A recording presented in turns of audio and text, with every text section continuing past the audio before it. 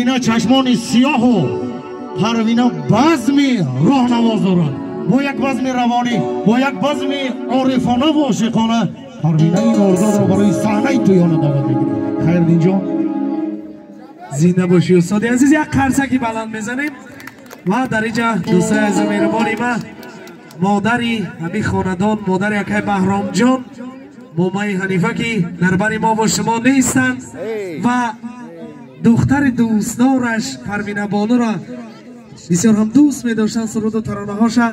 پروینه خان خواست که انا همین یک سرود زمزمه کنه، یک سرود در این توی سرایت بر یکای بهرام جان، بر مادر جان یکای بهرام جان.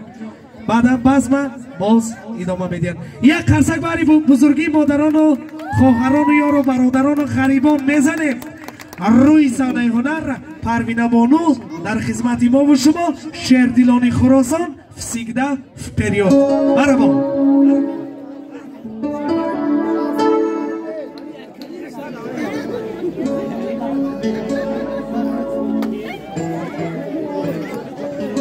آیله قادر جانم در شما این برای من باشم، من برای مادر جانم یک ریزی مادر جان میخونم با تشبوسی اکای بختیار جان در اینجا حضور دارم. اکای بختیار جان من همچو برادر دوست میدارم، حرمتش میکنم، حضور دارم.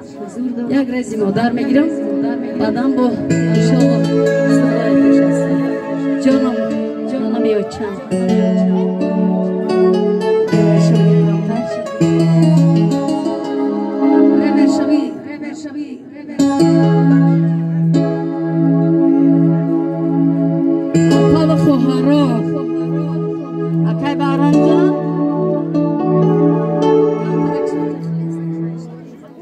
اکای بهرام جان مرحمت کنه برای من باشد.